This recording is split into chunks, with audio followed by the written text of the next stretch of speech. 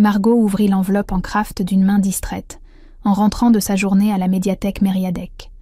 La fatigue pesait sur ses épaules quand elle déplia la lettre recommandée, mise en demeure de quitter les lieux sous 30 jours.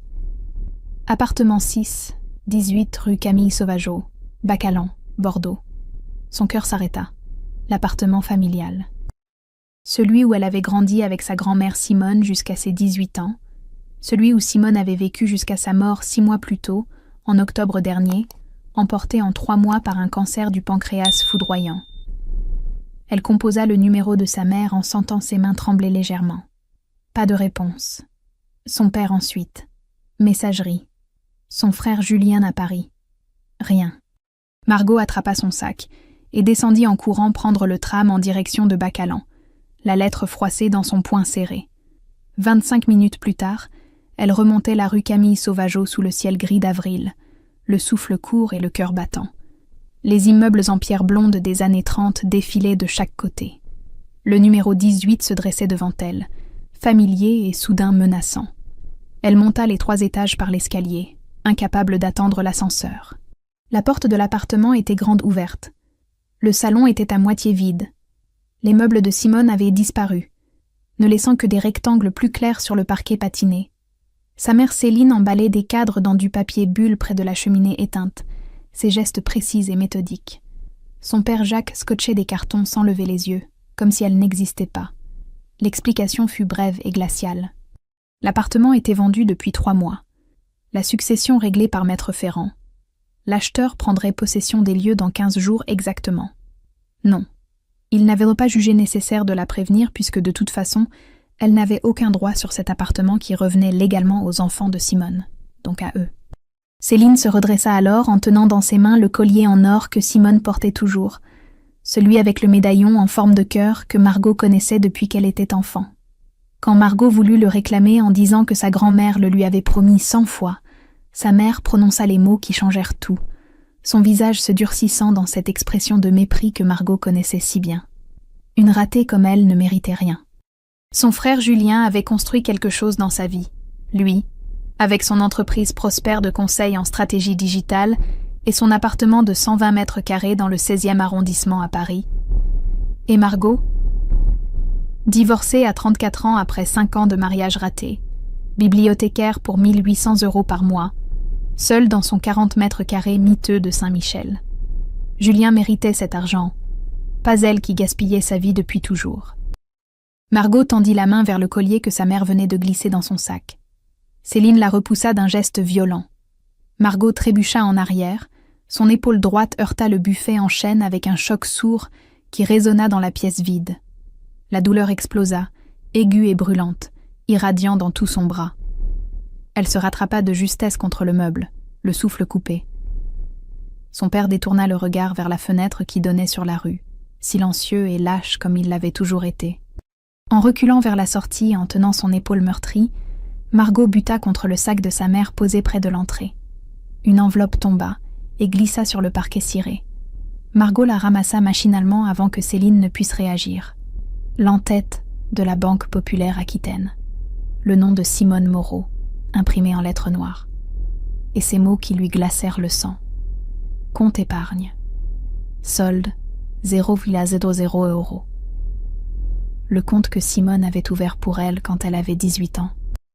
Celui dont sa grand-mère lui avait parlé à mots couverts pendant toutes ces années, pour ses études, pour son avenir, pour qu'elle ait une chance dans la vie.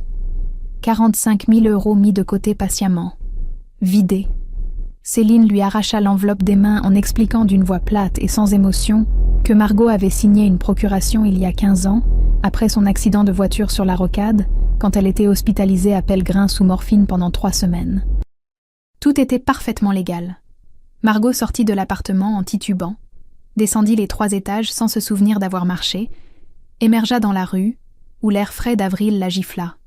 Elle marcha jusqu'à la Garonne toute proche et s'assit sur un banc face au fleuve qui coulait, gris et indifférent. Elle appela Maître Ferrand, le notaire de la famille. Sa voix tremblait en expliquant tout rapidement. Il l'écouta sans l'interrompre, puis lui demanda de venir le voir le lendemain matin, à 9 heures précises, de ne rien dire à personne d'ici là, et d'apporter absolument tout ce que sa grand-mère lui avait laissé.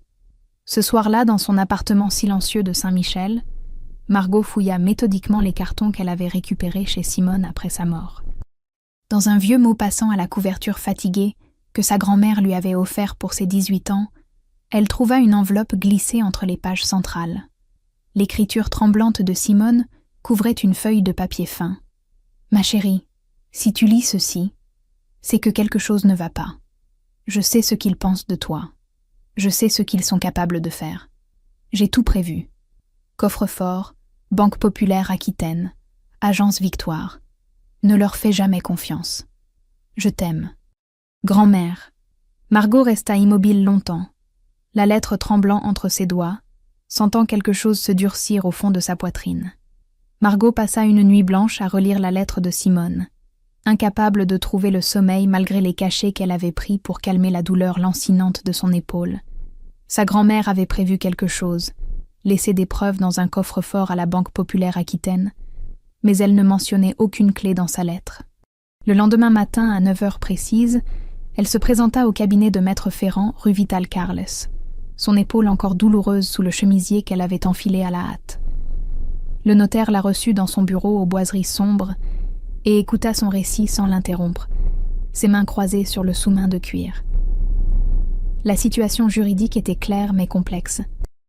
Une procuration avait effectivement été signée en son nom il y a 15 ans, en mars 2009, ce qui donnait légalement à ses parents l'accès au compte épargne ouvert par Simone. Margot sentit son estomac se nouer en entendant ces mots, mais Maître Ferrand poursuivit en nuançant son propos. Une procuration signée par une jeune femme de 19 ans hospitalisée après un accident grave, sous traitement antidouleur puissant pendant 3 semaines, pouvait être attaquée pour abus de faiblesse. Mais il faudrait des preuves irréfutables, des documents médicaux de l'époque, peut-être même retrouver le personnel soignant, qui pourrait témoigner de son état de conscience altéré à ce moment-là. Margot lui montra la lettre de Simone. Le notaire la lut attentivement en hochant la tête. Il lui conseilla de se rendre à la banque pour accéder au coffre-fort mentionné, de photographier tout ce qui s'y trouvait, et de revenir le voir avec ses documents. En sortant du cabinet sous le soleil matinal qui réchauffait déjà les rues de Bordeaux, Margot réalisa qu'elle n'avait aucune clé pour ouvrir ce coffre. Elle passa la journée à travailler à la médiathèque Mériadec dans un état second, rangeant mécaniquement les livres retournés sans vraiment voir ce qu'elle faisait. Vers 15 heures, alors qu'elle classait des ouvrages d'histoire dans la section adulte, un souvenir lui revint avec une clarté soudaine. Elle avait 12 ans, c'était un après-midi pluvieux d'octobre, et sa grand-mère lui montrait le secret du vieux secrétaire en merisier dans sa chambre, le double fond du tiroir central où Simone cachait ses objets précieux, ses lettres importantes, les choses qu'elle ne voulait pas que les autres trouvent. Margot se souvenait de la promesse qu'elle avait faite ce jour-là, de ne jamais révéler ce secret à personne. Ce soir-là, à 22 heures, elle enfila un jean sombre et un pull noir, attacha ses cheveux en queue de cheval et prit le tram jusqu'à Bacalan.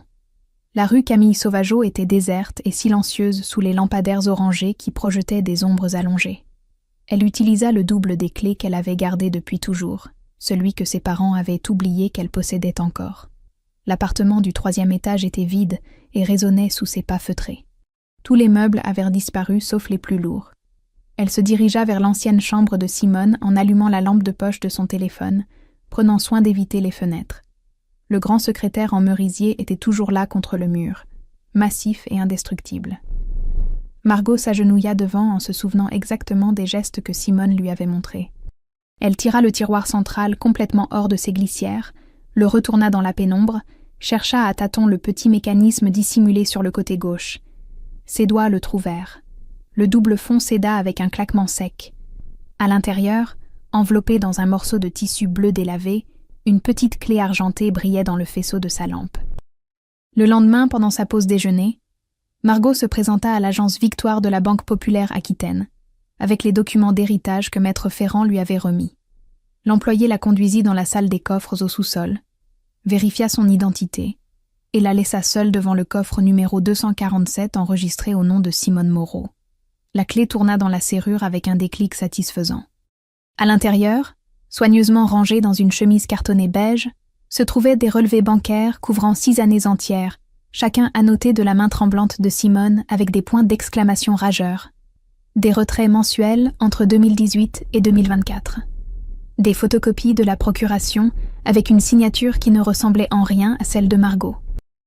Et une longue lettre manuscrite commençant par ces mots : « Ma chérie, si tu lis ceci, c'est que je suis partie et qu'ils ont fait ce que je craignais. » Margot resta immobile dans le silence de la salle des coffres, les documents tremblant entre ses mains. Margot rentra directement chez elle avec les documents du coffre-fort, incapable de retourner travailler après ce qu'elle venait de découvrir. Elle étala tout sur sa table basse et commença à lire méthodiquement, pièce par pièce, en essayant de contrôler le tremblement de ses mains. Les relevés bancaires racontaient une histoire implacable de vol systématique. Entre janvier 2018 et mars 2024, ses parents avaient effectué des retraits mensuels réguliers du compte épargne que Simone avait ouvert pour elle. 800 € au début, puis 1000 à partir de 2020, puis 1200 les derniers mois. 6 années complètes de pillage méthodique que sa grand-mère avait documentées avec une rage contenue visible dans ses annotations manuscrites griffonnées dans les marges. Encore, comment ose-t-il ? Ma pauvre Margot ne sait rien. La procuration portait bien son nom en en-tête, mais la signature au bas du document ne lui ressemblait absolument pas. Les lettres étaient tremblantes et maladroites, tracées par quelqu'un dans un état second, probablement sous l'emprise de médicaments puissants. Margot se souvenait à peine de cette période à l'hôpital Pellegrin après son accident sur la rocade en mars 2009, ces 3 semaines dans un brouillard de morphine où les jours et les nuits se confondaient en une longue douleur indistincte et où elle aurait probablement signé n'importe quoi si on le lui avait demandé gentiment. Mais c'était la lettre manuscrite de Simone qui lui fit monter les larmes aux yeux. Sa grand-mère y expliquait avoir découvert la fraude par hasard en février 2024, lors d'un rendez-vous bancaire de routine, alors qu'elle était déjà malade et que le diagnostic de cancer du pancréas venait de tomber comme une sentence. Elle écrivait qu'elle n'avait plus la force physique de se battre elle-même, que les traitements l'épuisaient trop, mais qu'elle voulait que Margot sache la vérité et possède les preuves nécessaires pour obtenir justice. À la fin de la lettre, Simone ajoutait quelques lignes qui firent tout basculer. « Ils t'ont toujours détesté parce que tu leur rappelles leurs mensonges. Ta mère a eu une liaison avant son mariage. Jacques n'est pas ton père biologique. Pardonne-moi de ne jamais avoir eu le courage de te le dire de mon vivant. » Margot relut ces phrases 3 fois, en sentant le monde vaciller autour d'elle. Tout s'expliquait soudainement avec une clarté brutale. La haine froide de sa mère, la préférence constante et écrasante pour Julien, l'indifférence de Jacques qui détournait toujours le regard quand Céline la maltraitait, le mépris qui avait marqué toute son enfance comme une blessure invisible mais profonde qu'elle portait encore aujourd'hui. Le lendemain matin, Margot se confia à Léa pendant leur pause café à la médiathèque. Son amie et collègue depuis 5 ans l'écouta sans l'interrompre, puis la serra dans ses bras en lui murmurant qu'elle devait se battre, que sa grand-mère lui avait laissé ses preuves pour une raison précise, et qu'elle ne pouvait pas laisser ses parents s'en tirer comme ça après tant d'années de cruauté et de vol. Ce même après-midi, Antoine Mercier passa à la médiathèque pour consulter des archives sur la résistance bordelaise, comme il le faisait régulièrement depuis des mois. Professeur d'histoire au lycée Montaigne, il avait ce sourire discret et cette politesse un peu désuète qui plaisait à Margot. Il remarqua immédiatement sa détresse, malgré ses efforts pour paraître normale. Quand il lui demanda doucement si tout allait bien, elle se retrouva à lui raconter une version abrégée de son histoire, sans vraiment comprendre pourquoi elle se confiait à lui. Peut-être parce qu'il avait ce regard bienveillant qui ne jugeait pas, cette présence calme qui invitait aux confidences. Avant de partir, il lui laissa son numéro de téléphone en disant simplement que si elle avait besoin de parler, à n'importe quelle heure, il serait là. Le soir même, sa mère l'appela. La voix de Céline était dure et menaçante, chaque mot prononcé avec une froideur calculée. Elle avait appris que Margot posait des questions, qu'elle consultait des notaires, qu'elle fouillait dans des affaires qui ne la regardaient pas. Si elle continuait sur cette voie, elle détruirait ce qu'il restait de leur famille et le regretterait amèrement. Margot raccrocha sans répondre, puis composa le numéro de Maître Ferrand pour lui annoncer sa décision. Elle voulait porter plainte. Maître Ferrand agit rapidement.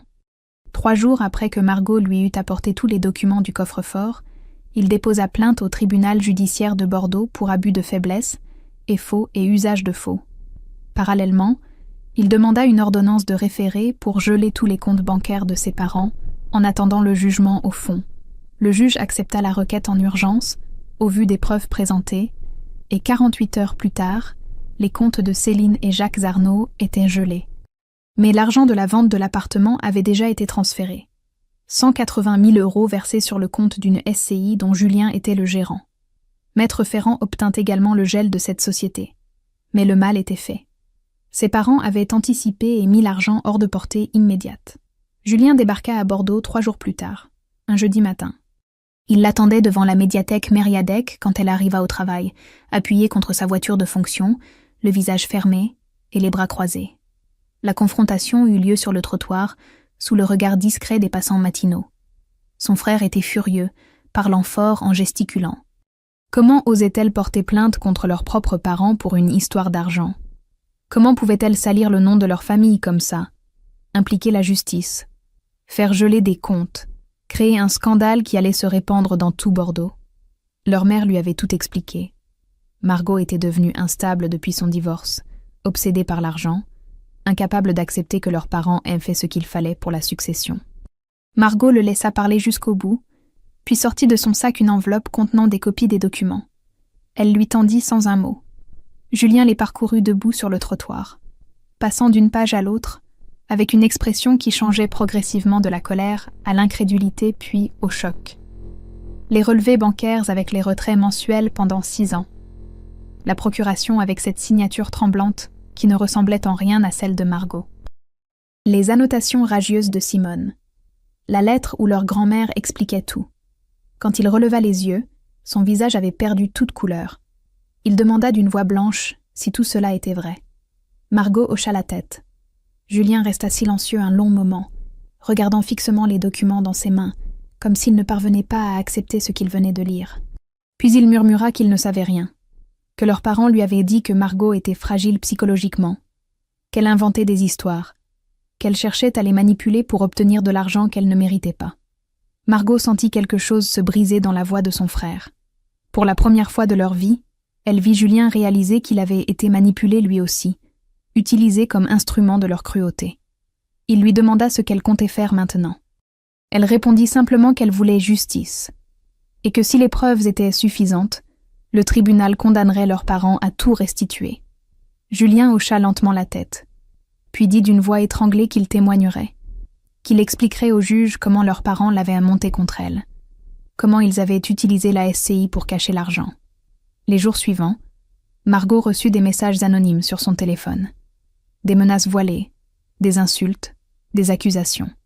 Par précaution, elle déménagea temporairement chez Léa qui habitait un appartement sécurisé du quartier des Chartrons. Antoine passa la voir presque tous les soirs après ses cours au lycée, apportant des plats cuisinés, écoutant simplement quand elle avait besoin de parler, offrant une présence solide et rassurante qui l'aidait à tenir. C'est Maître Ferrand qui retrouva Françoise Lemoine, l'ancienne voisine de palier de Simone rue Camille Sauvageau. Une femme de 68 ans qui accepta de témoigner sur ce qu'elle avait vu en avril 2024, un mois avant la mort de Simone. Céline était venue à l'appartement avec des papiers. Simone était sous morphine à forte dose, à peine consciente, gémissant de douleur dans son fauteuil. Françoise avait vu par la porte entr'ouverte Céline lui faire signer plusieurs documents en lui murmurant que c'était pour simplifier la succession, que ce serait plus facile pour tout le monde après.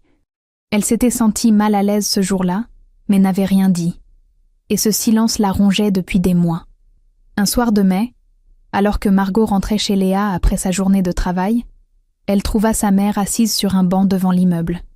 Céline leva les yeux en la voyant arriver, le visage fatigué et les traits tirés. Elle se leva lentement et demanda d'une voix qu'elle voulait ferme, mais qui tremblait légèrement si Margot accepterait de lui parler. Juste 5 minutes, pour qu'elle puisse expliquer. Margot hésita longuement devant l'immeuble de Léa, regardant sa mère qui attendait debout sur le trottoir, vieillie et diminuée. Finalement, elle accepta de l'écouter mais refusa d'être seule avec elle. Elles se retrouvèrent 20 minutes plus tard dans un café de la place des Quinconces, Léa installée à une table voisine en retrait pour assurer une présence discrète mais protectrice.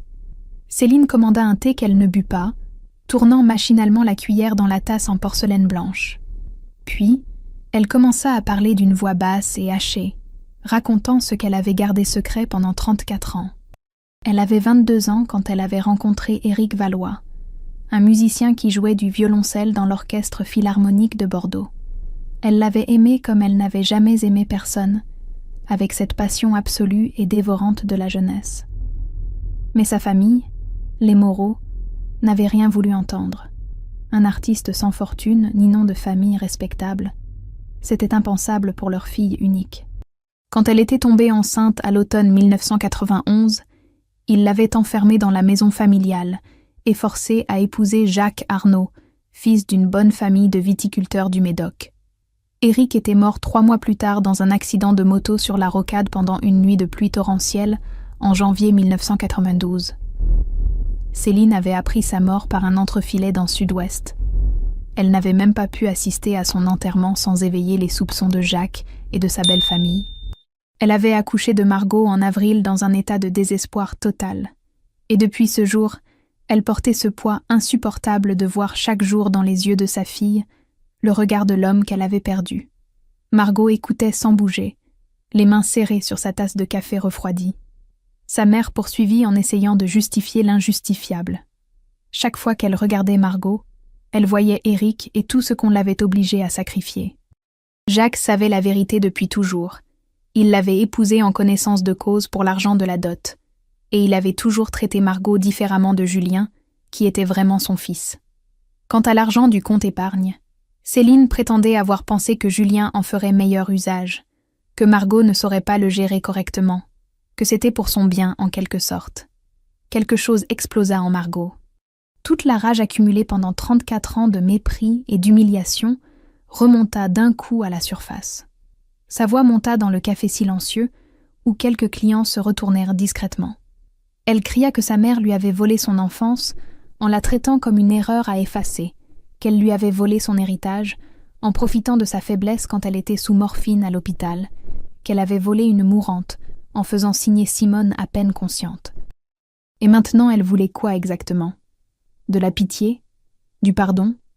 De la compréhension pour ses 34 années de cruauté calculée ? Les larmes coulaient sur le visage de Margot, mais elle continuait à parler d'une voix qui tremblait de colère. Simone valait 100 fois plus que tous réunis. Sa grand-mère l'avait aimée quand eux la méprisaient. Elle l'avait protégée quand eux cherchaient à la détruire.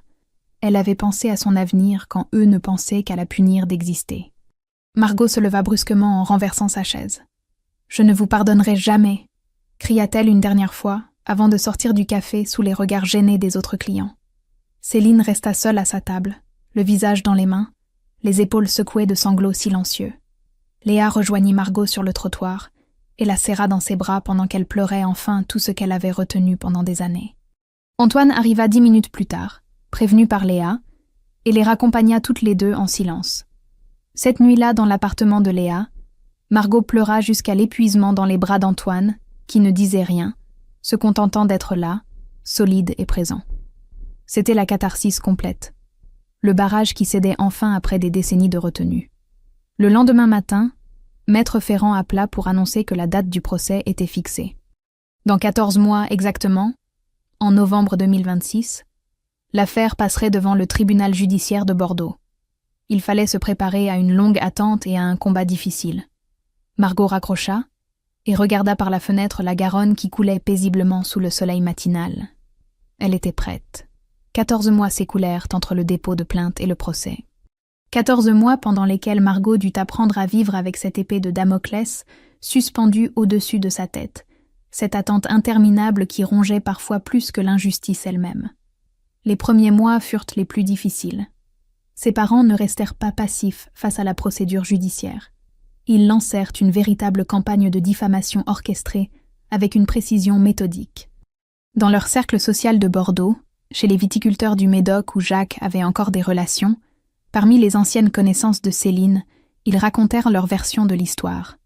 Margot était une fille instable depuis son divorce, jalouse de la réussite de son frère, obsédée par l'argent qu'elle n'avait jamais su gagner elle-même, prête à détruire sa propre famille pour quelques milliers d'euros qu'elle prétendait lui être dus.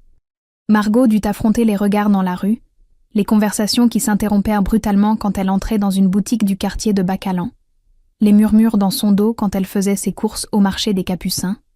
Certains jours, elle rentrait chez elle en pleurant de rage impuissante face à ces rumeurs qu'elle ne pouvait pas démentir sans briser la consigne de silence que Maître Ferrand lui avait imposée jusqu'au procès. « Françoise Lemoine, la voisine qui avait accepté de témoigner, reçut plusieurs coups de téléphone anonymes, la menaçant de graves ennuis si elle maintenait sa déposition. Elle faillit se rétracter par peur, mais Maître Ferrand réussit à la rassurer en lui expliquant que ces intimidations constituaient elles-mêmes un délit et ne feraient que renforcer le dossier de Margot. Antoine devint pendant ces mois le pilier silencieux qui empêcha Margot de s'effondrer complètement.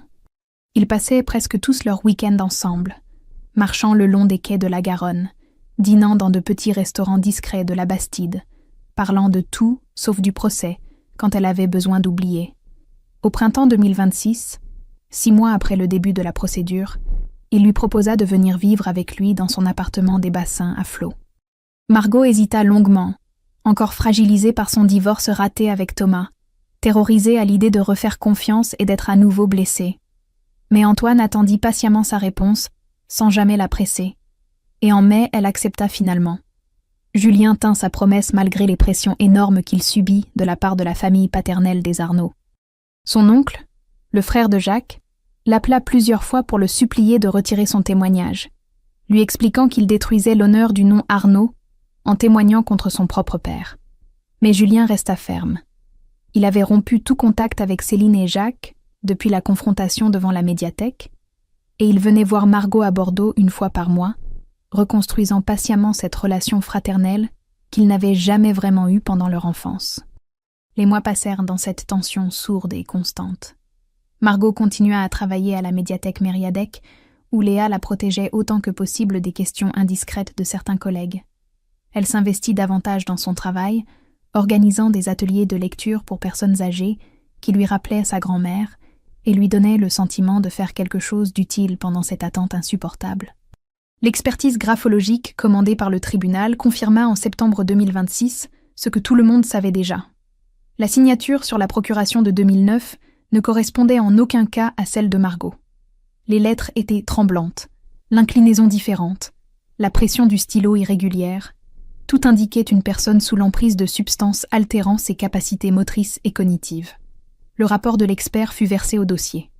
En octobre, 1 mois avant le procès, les parents de Margot tentèrent une dernière manœuvre. Leur avocat contacta Maître Ferrand pour proposer un arrangement à l'amiable.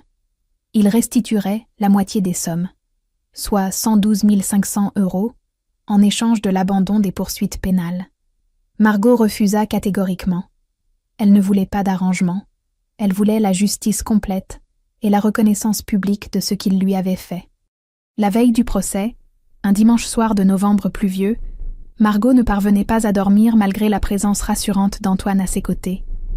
Elle se leva et resta longtemps devant la fenêtre de leur appartement, à regarder les lumières de Bordeaux scintiller dans la nuit humide. Antoine la rejoignit et l'enlaça doucement par derrière. « Tu n'es pas une ratée » murmura-t-il contre ses cheveux. « Tu es la femme la plus courageuse que je connaisse. » Le lendemain matin, elle serait face à eux dans la salle d'audience. Le tribunal judiciaire de Bordeaux était bondé ce matin de novembre, sous un ciel bas et gris qui pesait sur la ville. Margot entra dans la salle d'audience à 9 heures précises, accompagnée d'Antoine à sa droite et de Léa à sa gauche, leur présence silencieuse comme 2 piliers solides qui l'empêchèrent de trembler. Elle portait un tailleur sobre gris anthracite que Léa l'avait aidée à choisir la veille, quelque chose de simple et digne qui ne dirait rien d'autre que la vérité qu'elle venait défendre. Ses parents étaient déjà assis du côté opposé de la salle, côte à côte sur les bancs en bois clair, et Margot eut un choc en les voyant. Ils avaient vieilli de 10 ans en 14 mois. Jacques avait le dos voûté et le teint gris. Céline portait un chemisier froissé qu'elle n'aurait jamais enfilé autrefois, et tous deux évitaient soigneusement de regarder dans sa direction, comme s'ils pouvaient ainsi nier sa présence. Le procès commença par l'exposé du procureur qui résuma factuellement les charges retenues. Abus de faiblesse caractérisé sur une personne vulnérable, hospitalisée sous traitement antidouleur, faux et usage de faux concernant une procuration frauduleuse, détournement de fonds d'un compte épargne sur une période de 6 années, entre 2018 et 2024, pour un montant total de 45 000 €. Julien fut appelé à témoigner en premier. Il monta à la barre en évitant le regard de ses parents et raconta d'une voix claire comment Céline et Jacques l'avaient manipulé pendant des années, en lui faisant croire que Margot était psychologiquement instable depuis son divorce, qu'elle inventait des histoires, qu'elle cherchait à extorquer de l'argent à la famille.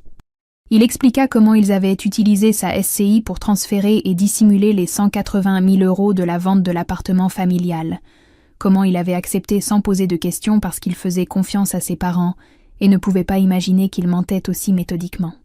Françoise Lemoine témoigna ensuite, une femme élégante aux cheveux blancs, qui décrivit avec une précision douloureuse la scène d'avril 2024, qu'elle avait observée par la porte entr'ouverte de l'appartement de Simone.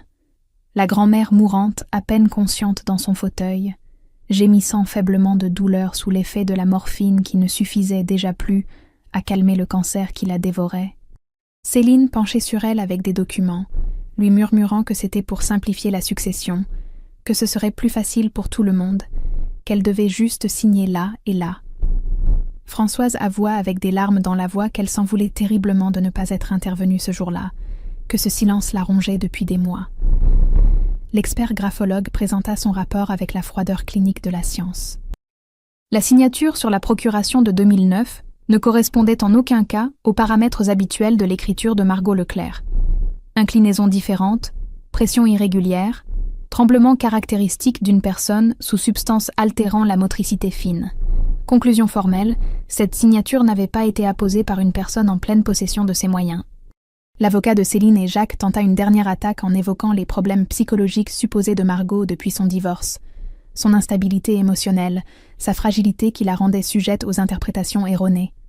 Mais Maître Ferrand balaya ces insinuations avec une précision chirurgicale, en rappelant que Margot Leclerc travaillait depuis 8 ans à la médiathèque Mériadec, sans le moindre incident, qu'elle avait obtenu une promotion l'année précédente, que ses supérieurs hiérarchiques la décrivaient comme quelqu'un de fiable et professionnel.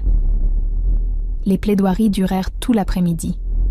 Puis le tribunal se retira pour délibérer pendant 1 heure, qui sembla durer une éternité. Margot attendit dans le couloir, en serrant la main d'Antoine si fort qu'elle sentait ses ongles s'enfoncer dans sa paume. Quand ils furent rappelés dans la salle d'audience, le juge lut le verdict d'une voix neutre et posée. Condamnation pour abus de faiblesse aggravé et faux, et usage de faux. Restitution intégrale de 45 000 € détournés du compte épargne, de 180 000 € issus de la vente de l'appartement familial, assortis de 30 000 € de dommages et intérêts pour le préjudice moral subi. Soit un total de 255 000 €. Margot sentit ses jambes se dérober sous elle. Antoine la retint par le bras. Autour d'eux, le brouhaha de la salle résonnait comme venu de très loin. Elle avait gagné. Les 6 mois qui suivirent le jugement furent comme une lente remontée vers la lumière après des années passées sous l'eau. Margot apprit progressivement à respirer de nouveau, à croire que cette victoire était réelle et définitive, que personne ne pourrait plus jamais la lui reprendre. L'article de Sud-Ouest parut 3 jours après le procès, sobre mais précis, relatant les faits sans sensationnalisme excessif. Famille bordelaise condamnée pour détournement d'héritage et abus de faiblesse sur personnes hospitalisées. Le nom des Arnaud circula dans les cercles bourgeois de la ville, accompagné de murmures réprobateurs et de regards détournés. Leurs anciens amis les évitèrent progressivement, ne répondant plus aux invitations, trouvant des excuses polies pour ne pas les croiser. La chute sociale fut lente, mais inexorable. Incapables de réunir les 255 000 € exigés par le tribunal, Céline et Jacques durent vendre leur maison de Codéran où ils vivaient depuis 20 ans. Margot apprit par Julien qu'ils occupaient désormais un petit appartement de 2 pièces à Bègle, dans un immeuble moderne sans âme, que leur train de vie s'était brutalement réduit, que même les voisins qui les connaissaient depuis des années évitaient désormais leur regard dans l'ascenseur. L'argent fut versé sur le compte de Margot en février 2027, par tranches successives au fur et à mesure de la liquidation des biens de ses parents. Quand le dernier virement apparut sur son relevé bancaire et que le total atteignit exactement 255 000 €, elle resta longtemps assise devant son ordinateur à fixer ce chiffre qui représentait tant de choses. Justice, réparation, reconnaissance, liberté. Elle prit sa décision un soir de mars, en discutant avec Antoine sur leur balcon qui donnait sur les bassins à flot. Elle voulait racheter l'appartement familial de Bacalan, qui était revenu sur le marché, l'acheteur initial ayant rencontré des difficultés financières. Mais elle ne voulait pas y vivre. Ces murs portaient trop de souvenirs ambivalents, trop de douleurs mêlées aux rares moments de bonheur passés avec Simone. Elle voulait en faire quelque chose qui aurait rendu sa grand-mère fière, quelque chose d'utile et de beau, qui transformerait ce lieu de trahison en espace de dignité retrouvée. L'idée du café-librairie associatif germa progressivement dans son esprit pendant les semaines suivantes. Le rez-de-chaussée de l'appartement transformé en café chaleureux et librairie d'occasion accessible à tous. L'étage supérieur aménagé en bibliothèque partagée avec des ateliers culturels gratuits pour personnes âgées. Lectures à voix haute, ateliers d'écriture de mémoire, permanence juridique gratuite, tout ce qui aurait aidé quelqu'un comme Simone à ne pas se sentir seule et vulnérable face à des enfants prédateurs. Julien l'encouragea immédiatement dans ce projet et proposa de financer une partie des travaux de rénovation nécessaires pour mettre l'espace aux normes. Leur relation fraternelle se reconstruisait lentement, patiemment, autour de déjeuners mensuels où ils apprenaient à se connaître vraiment pour la première fois de leur vie. Julien parlait parfois de sa culpabilité d'avoir été aveugle pendant tant d'années, et Margot lui répondait qu'ils avaient tous été victimes à leur manière de la toxicité de leurs parents. En avril, Margot reçut une promotion inattendue à la médiathèque Mériadec. Bibliothécaire responsable de la section patrimoine, avec une augmentation substantielle de salaire. Sa hiérarchie avait suivi l'affaire dans la presse et admirait sa résilience et son professionnalisme maintenu malgré les épreuves. Elle accepta avec gratitude, sentant que chaque pièce de sa vie se remettait en place comme dans un puzzle longtemps incomplet. Antoine et elle se marièrent discrètement à la mairie de Bordeaux un samedi de mai, avec Léa et Julien comme témoins, suivis d'un déjeuner simple dans un restaurant des quais. Pas de grande cérémonie, pas de famille élargie, juste les gens qui comptaient vraiment et qui avaient été présents dans les moments difficiles. Les travaux du café-librairie démarrèrent en juin. Margot supervisait les rénovations chaque week-end, choisissant les couleurs avec soin, imaginant déjà les étagères remplies de livres et les fauteuils confortables où les gens viendraient lire et discuter. Au-dessus de l'entrée, l'enseigne en bois clair portait le nom qu'elle avait choisi avec émotion. Café-librairie Simone Moreau. Un héritage de dignité. L'inauguration était prévue pour septembre. Le samedi de l'inauguration se leva sur Bordeaux dans une lumière dorée de septembre, qui faisait scintiller la Garonne comme un ruban de soie.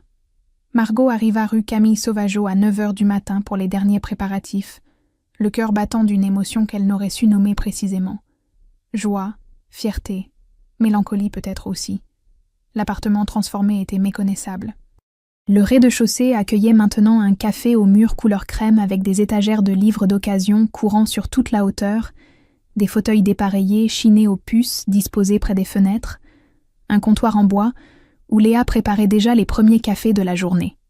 L'étage supérieur abritait la bibliothèque silencieuse et lumineuse, avec ses grandes tables de lecture et ses coins lecture intimistes. Sur le mur principal, une photographie encadrée de Simone souriait doucement.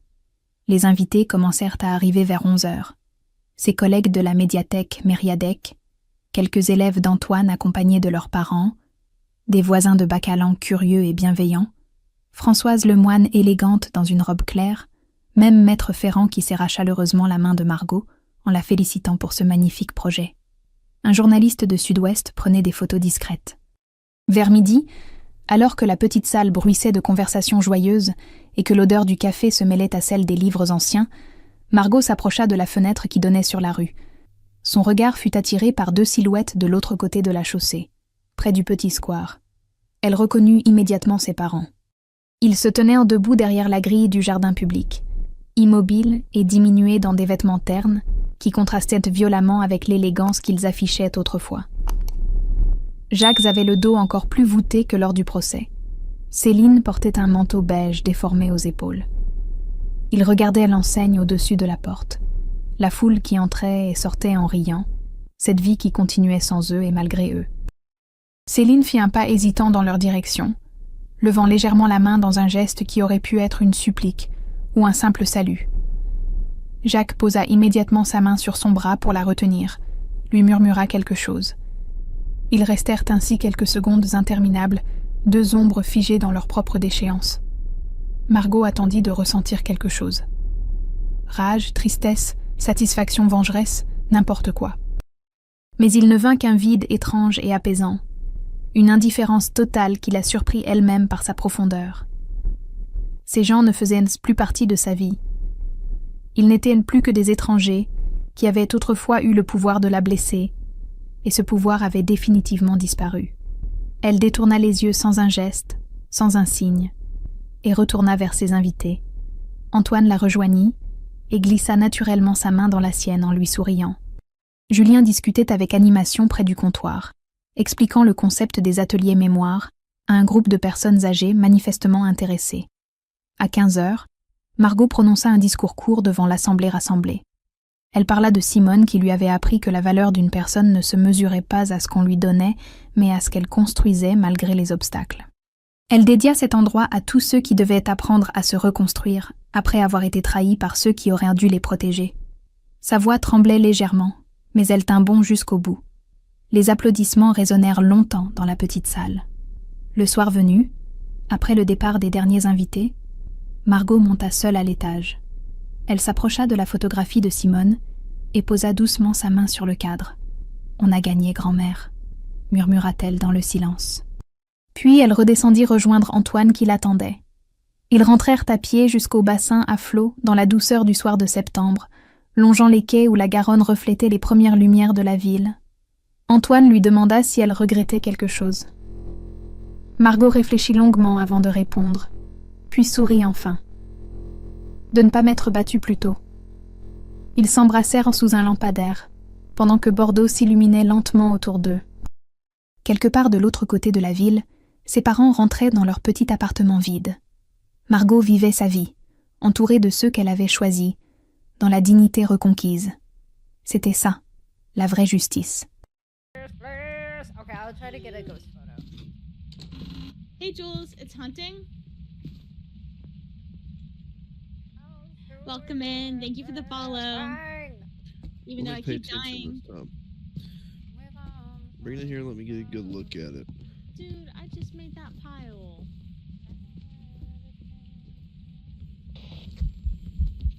I forgot I changed my I got the ghost photo, I got the ghost photo, I got the ghost photo. Hello. See, it's not fancy. Check the blanks. ghost. I need Check you to the lock photo. in, Check the Tyler. photo. Dude, Check the I photo. am not locked in. It's in there. It's in Okay, there. it's not a Yeah. phantom. It's not a phantom. Okay, so what can stalk you?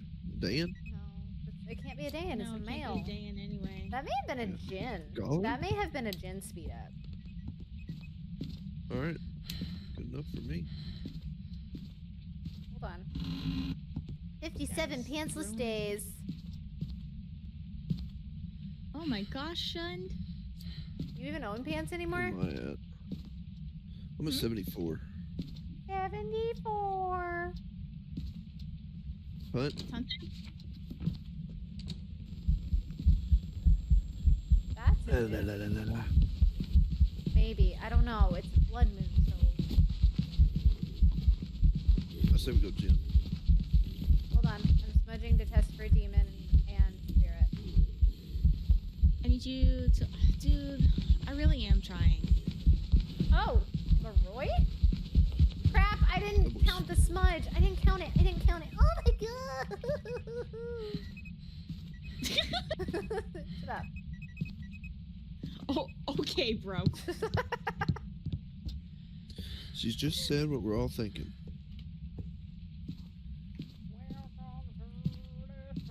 Oh my god, Tyler. I'll show you everything. That song seems to be stuck in your head. Oh, no. With arms wide no, no, open. do not start this again. It does not help when you do it too. It's so good. So good. So it's good, So good. so good. So good. Oh no. That's why I hate that song, dude. Don't get me started. Okay? Listen, I'm listening. I know I'm about to lose some people on this, but if Sweet Caroline has no haters, then I'm dead. Straight up. What? It's She hates the song overplayed. Sweet Sweet Caroline. Caroline. They only play it at ballparks. Ugh. It's so Sweet overplayed. Caroline. Bum, Bum, bum, bum, bum. bum. It's not a demon. Dude, it makes me want to like. Which is super dramatic. Not but- a spirit. It's not Dio, not a Hantu. Oh, I just got a duplicate photo. If we could delete that, please. We have no videos. That's lovely. Breaker's still on. I think this may be a Jin, but I want to Jin test Caroline this is smudge gold. again. It's not an Onryo. It lit a candle. As a WVU fan and a Red Sox fan. All right, I'm I gonna love I'm it. gonna test the I smudge again mean- for Wraith or for Maroi. Because it's I think it's Hey chat, what are some songs that get stuck in your head? everything. Is awesome. Everything is awesome. It's Friday. Friday. Oh, Gotta get down on Cat, Friday. why? unfortunately, Why, brother? I sing that song to myself every single Friday. It accomplished exactly what it was supposed to Man, you're so accomplish. lame. I'm just kidding. Dude, Middle. Are haven't you commented kidding for me? like I'm 15 just minutes. kidding. No. I'm just are you serious right now? Are you serious? So One, call me maybe. 2, 3, 4, 5, 6. Not a Maroi. Did you count right? I don't know. I counted.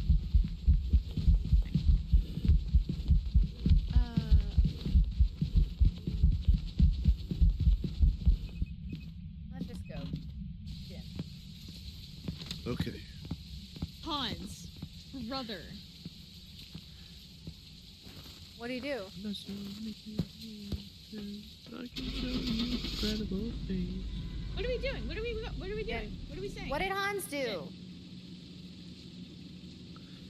I just looked at the message he sent me.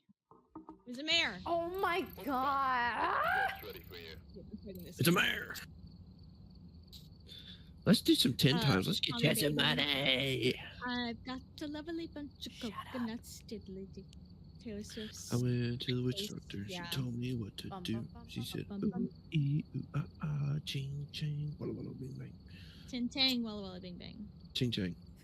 Tin Tang. Ting tang. No, No. Ting tang. Tin Tang. no. Not when you have a Yeah. list. Ting tang. No. It's ching, chang. Checking it twice. Ooh, ee, ooh, ting tang. Why is Ching, there water? Oh, hold on. No. Thank I'm you, Clutch. gonna Send that. Hold on. I'm gonna forward this to you, Wayward. I'm a cryo with the 65 stream. Go listen to that right now. Right now, please. Right now, in this instant. Yeah, cold showers. Thanks. I don't want to know. If it's Hans, I want to know. It's Hans. Well, I already listened Yes, to sir. it. I already have it. You did? Yeah. Did you listen to that one? Yeah. He sent it to me too. Grabbing a claw. Somebody protect me. Oh, look at this tiny Not bone. prepared. That's a zittle bone. Oh. Oh my god. Chad is hunting, dude. Chad, Don't worry. don't worry, be happy. Stuck Be in my head. happy. It's not bad though. Don't worry, be happy. I'm blue. If I was green, I would die. If I was Or green, I dabba-dee, would die. dabba-die. If I was green, I would die. Chad, you're gonna die. Dabba-dee-da- Chad's gonna die. Chad is going to die. Chad is going to die. Oh, he's so lucky. Oh, he got so lucky, I'm brother. blue avid. I'm pretty I sure it was says something green, I would die. inappropriate there. Dabba-dee, dabba-da. Dabba-dee, dabba-da. No, I'm pretty sure it says something inappropriate. You need to do my quote. Oh, I would love you forever. There's another one too. Clutch, what? And what quote, Pixie? I'm nervous. You people make me nervous. Yep. Thank you, Clutch. See, Clutch knows what I'm talking about. I He Wait, knows what? ball. don't. Clutch knows ball. What do you? What happened? I'm What are you talking about? confused. I was not. I'm blue. I would. Oh. Something a guy. Yep. Yeah. Oh, I would. rich man.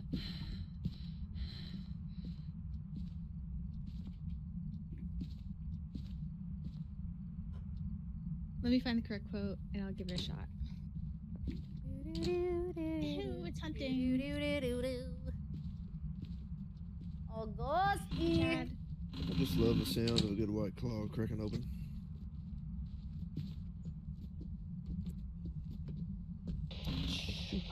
Creed is always getting stuck in my head. With arms wide As well. open. With arms wide open. I thought about singing the whole Oh, thing. brother. but Oh, brother. Hantu?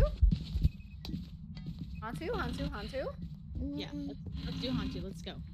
Do we want to test it? No. No. We'll just turn the breaker off. Yeah, right Yeah. now, turn the breaker off. Go turn the breaker off. How are we gonna die? What? Brother! No, it's No, it's you not. No, it's not. jerk. You were gonna call me an a-hole. I thought you were Maybe. singing the whole thing, Chad, and I was gonna clip it. Chad's smarter than that, man. Breaker's off. I'm the smartest. I don't want to in this. die.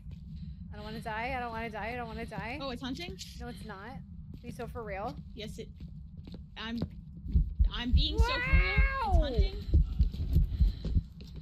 Go away, go No away, bingo, go away, go Tyler? away, go away, go away, go away! Wayward, are you doing bingo right now? No. I thought I'd just do a chill I am. Sunday. Because I don't know what we're gonna be doing with Yeah. Bravo. If he I didn't joins. want to manage bingo. Hello. Done hunting. Hello, Big Tech. Hello, Breaker. How are you, friend? Man, I gotta pee.